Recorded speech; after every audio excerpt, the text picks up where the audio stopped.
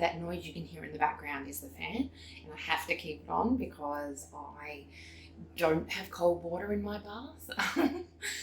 Well, technically I do. I let the hot water run, so I turn it on hot, and the only cold that I have in it is the cold that initially comes out as it's starting to heat up. So it has a steamy bath, steamy, and that is because it helps with pain. It is also one of the few things I can successfully do for relaxation, because I am not a good relaxationing person at all.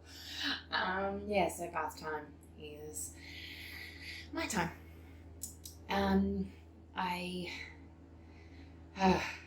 I've just uploaded, well, not just uploaded, but it's the morning after my second vlog goes up, and it's the vlog with all the pictures.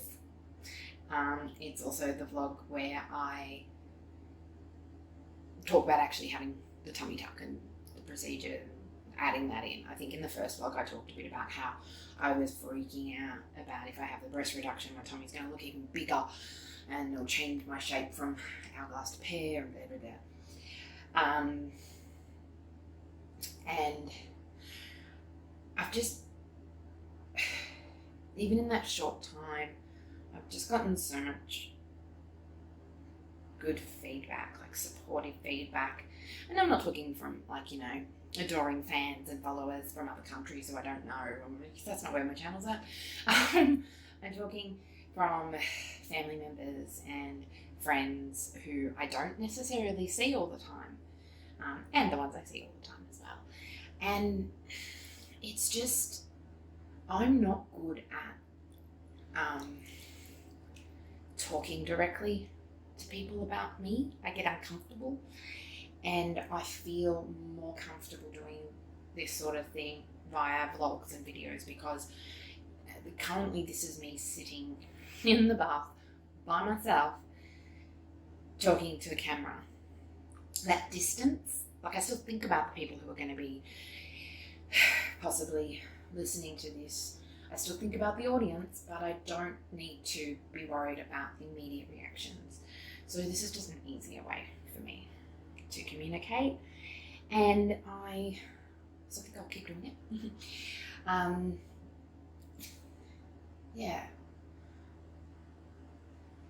getting so pumped for the surgery. I'm really excited. I'm excited for the surgery itself, and nervous, obviously. I've had, because of my, health conditions, I'm no stranger to surgery, so I'm not too concerned about it. I'm a bit worried about the recovery time from the pain point of view, but that's mostly because, not so much from a pain point of view, I suppose, but from a complications point of view and the pain that might come from that. My body's weird. If you haven't noticed that already, it is. My body handles, because I have an immune condition, there are most things, I'm prone to infection. My immune system is overactive, but I'm on medication that reduces my immune system to try to bring it to a more, regular, normal person level. And I haven't had a surgical procedure like this, like an invasive cutting up one, since going on these biologic medications. So I'm interested to see if that makes any difference. I have noticed other differences. So things like my skin allergies are a bit worse since going on this biologics, but they don't stay worse. I used to take antihistamines a lot. Now I take them every day. And that's helped me to help fend off potential, sorry, glasses are fogging. That helped me fend off potential bad infection reactions and things like that. So I am a little bit worried about that. I've had 2 cesareans. One was emergency and one was planned. Both had their differences because one was emergency, one was planned. I've also had my gallbladder removed, and that was through keyhole surgery in the very early 2000s. So I think 2001, 2002 was when I had that done. And back then it was keyhole, and that's great, but it wasn't anywhere near as good as now. So as far as surgery on the torso, tummy area, I'm okay. I've done it before, so that helps. Something I've been doing, I never thought I would do, but this is not the part I never thought I'd do. I did a lot of research, not like proper, I'm not doing literature reviews and all that sort of stuff. I'm just watching and reading, watching videos, reading widely. I'm looking at a lot of what other plastic surgeons recommend and do for these same surgeries. I'm also looking at what other people around the world have been doing and what they recommend for this surgery. Ultimately, I will be guided by what my surgeon says, mostly because a lot of the info that's out there is from US sources, and our medical system is significantly different here. It seems that there's a lot more aftercare, a lot more care with this particular surgery here in Australia, especially here in Victoria, which, I'm very grateful to. Helps me justify the costs even more. Pretty much everything I've watched, whether it be someone's personal vlog or doctors from other countries, no one stays in hospital afterwards. It's a day procedure, whereas I'll be in hospital for 2 days, possibly more if needed, and my insurance will cover that, and yay. I'm really grateful to that, because they keep saying that the first 2 to 3 days are the worst, and I'm so happy that I will be in a really good hospital with my team around me, the same team that helped with the operation itself. The only thing that's upsetting about that is that we'll probably still be in fairly harsh COVID restrictions, so I won't be able to have my family visiting. They might, I don't know, they might let one person visit, but look, it is what it is. Video phones exist, and I'm an introvert, so I'm not going to crave that social interaction as much as other people might in this situation, so that's good. So I'm feeling really good about it all. I'm feeling a little bit all consumed by it, but in a good way. I completely forgot, look, my train of thought. There's so much in my head at the moment about what I was going to say that I didn't think I would watch is part of my research. I'm like, you know what? I'm going to watch a surgery. I'm going to watch the actual, incisions inside, all of that. It's very confronting. I'm one of those people who, if I ever watched a medical drama or something like that, or in a movie, I'd turn my head for the operation part of it. Whereas in a horror film, I'm okay with the gore. It's really weird. But when it's real, or implies it's real, I'm like, But I'm such a... my therapist doesn't like me using the word control freak, the term control freak, but I feel comfort in knowledge and being able to I like control, okay? I like knowing things. So I thought, you know what, if I watch at least one surgery, I won't be as scared going under because I will have an idea of what might be happening. And I kind of became hooked. I just kept watching these videos. I was deeply fascinated by them tying together the abdominal muscles, deeply fascinated by that. And it's just made me even more excited to have this surgery done. I think it's also helped me to manage my expectations, and my surgeon was really big on that in the consultation, on managing expectations, that not so much as a long-term expectation, but that you're going to have scarring, and that scarring is going to look really odd for the first few months, not just the first few days or weeks, and I'm cool with that. And I now understand what good scarring looks like as opposed to, good healing throughout looks like. And the research has given me a lot of questions I want to ask my surgeon. And yeah, not that he didn't cover everything, he did. There's just extra things that I think might apply to me a little bit more. And yeah, so, but like I said, I always go back to my doctors and my team because they will be working on me. They will specifically know how they do the operation and how my body requires things to be. I still haven't found anyone with a similar story to mine.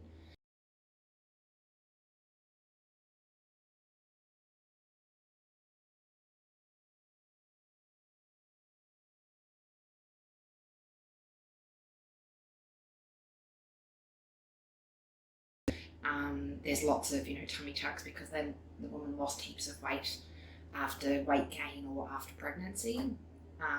Lost heaps of weight. I did lose heaps of weight and then I put it back on, and then I lost weight again and then I put it back on, and that's why I'm doing eating disorder therapy, because I developed bulimia at about the age of 14, 15, and right about the time that my repressed memories of child sex abuse came up. I had completely repressed it, and I developed bulimia then, and the bulimia had nothing to do with being fat or skinny or thinking I was fat or skinny. The bulimia was all about me being able to regain some sort of control over my body, because I felt like my body had lied to me and betrayed me, because I had these memories in my brain that I had no memory of them, but they were there. And then they came out when I was like 14, and I was like, what the hell? How can that happen? I thought I knew my brain. So going from being a very disciplined, self-disciplined child and teenager to having that revelation was so jarring and traumatic to my brain and my body that it made me so scared. Well, what else don't I know about my own body? And that's when the bulimia started. It was a combination of control and punishment.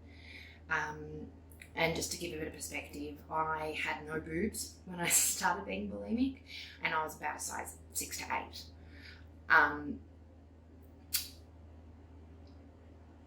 And then at about 17 and a half was when I got my arthritis diagnosis. So within the space of, say, 3 to 4 years, I had another I can't trust my body trauma. I remained bulimic quite consistently and quite heavily until I was 21 and I had my gallbladder removed. My stitches split in hospital, and the nurse on duty didn't take it seriously, and I ended up it was bad. And I became very, very scared. It was my first stomach surgery, first of many it would eventually be. And I'm just going to do some skincare. I became really worried about my scars opening back up again, because I knew what it felt like for them to open up and blood to gush out, and I didn't want that happening again. So I stopped the vomiting, purging part of bulimia pretty much cold turkey at 21. But you can't really stop something that psychologically ingrained cold turkey and not replace it with something else. You don't just stop and go, oh, I'm better now. You replace it with something else. And a lot of the time you replace it with something that's not as damaging, and that's great. But it's still replacing it with something else that's not great for your body. And I replaced it with yo-yo dieting because I just wanted to control my body. I wanted to be anorexic because then I wouldn't have to put any food in my belly, in my stomach. I feel my emotions very acutely in my stomach physically. And I just hated putting food in there because I felt like my stomach was already full of emotions and trauma and all of that. So I didn't want to eat, but I have since found out that the ability to be anorexic is actually genetic. You can, have bouts of anorexia, but to be full-blown anorexic, there is a particular gene that you need.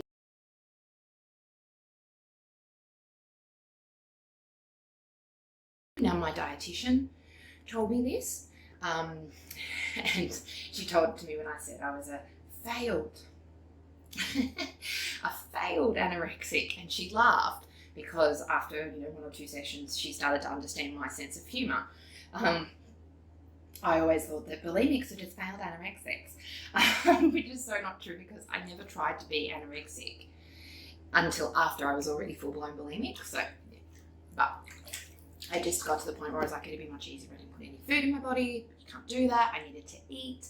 So I wanted to control, if I have to eat, I want to control what goes in there because I can't control the feelings that are in my stomach and the emotions, because that's all shit that happened to me when I was a kid that I had no control over, or shit that happened to me in my DNA settings where I got this autoimmune disease. Couldn't control that, but I can control what goes into my stomach.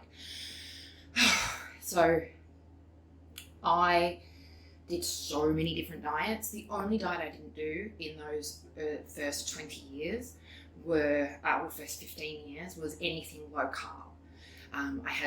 Dancing was still, dance, theatre, just being active was still so important to me that I just didn't want to lose any energy.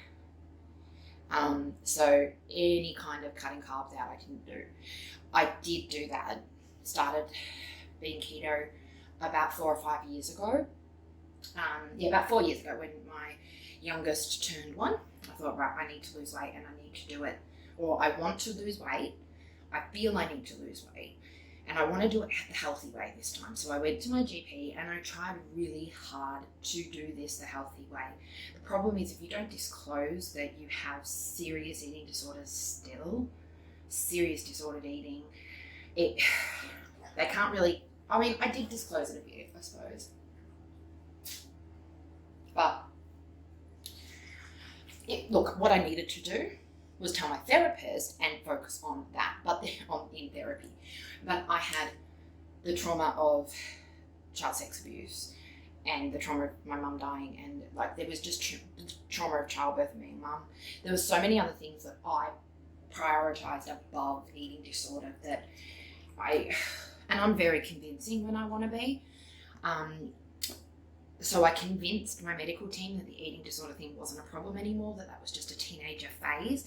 But that's so not true, because after my mum died, my bulimia went to a level, this is whilst I was still yo-yo dieting. I did religiously clean eating, and then I did severe, some of those detox things, and just ridiculous. And my bulimia during that time was so self-harm focused. It was, how much can I shove into this useless meat sack that I call a body, and then how much can I vomit out, and then maybe when I'm vomiting it out, other things will come out as well and I'll feel better.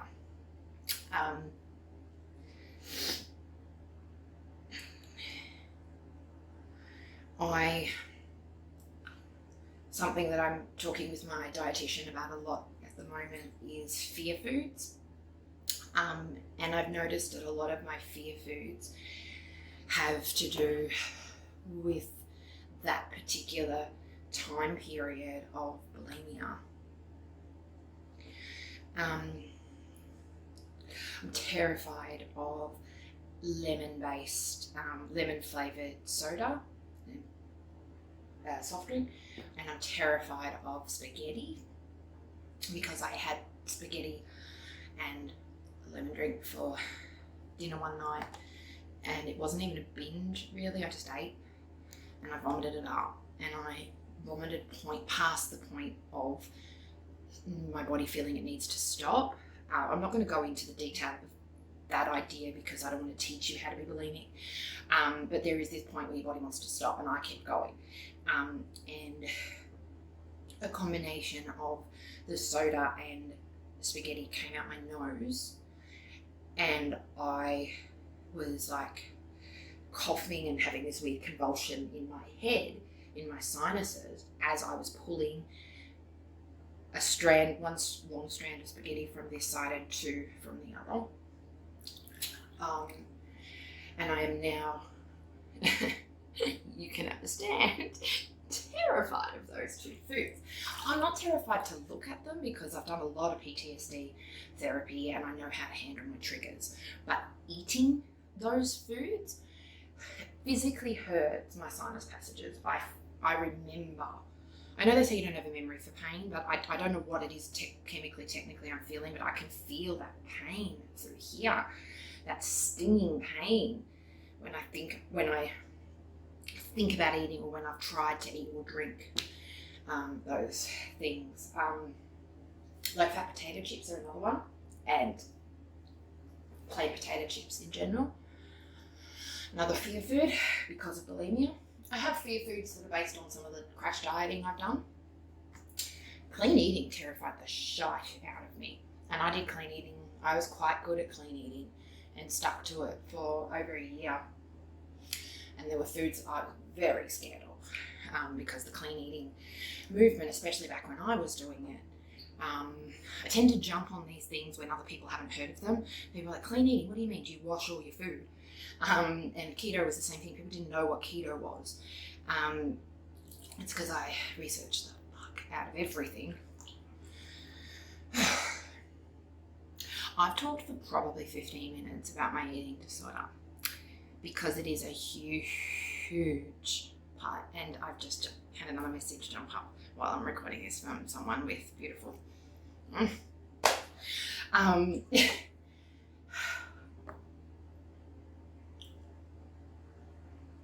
I'm doing this for me. I'm doing this with a therapist and a dietitian who specialise in eating disorder, who don't do dieting.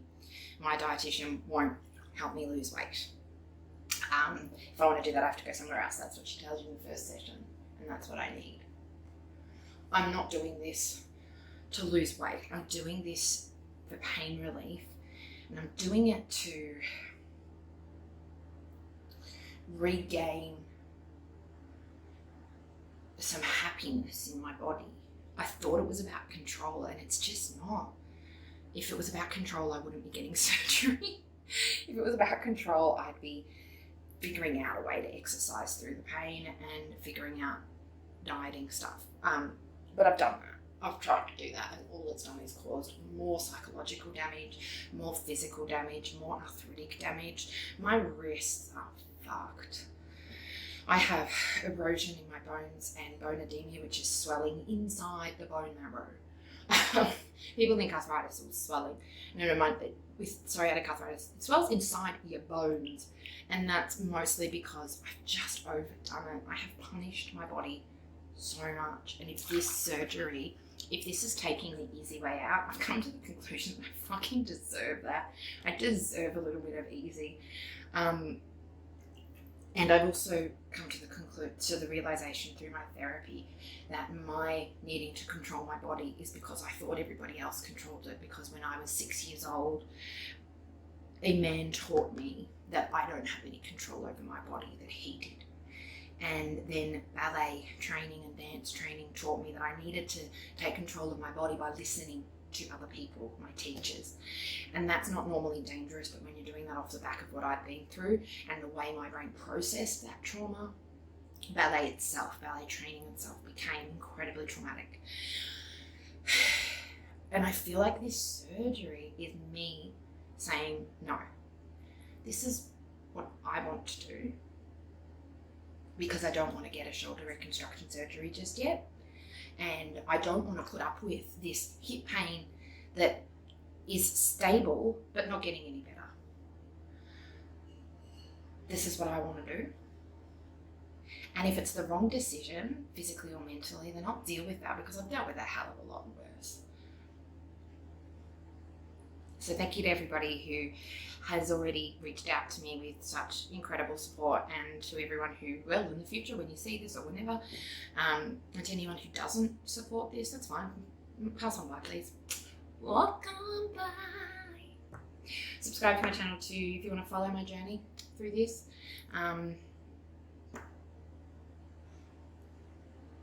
Love ya.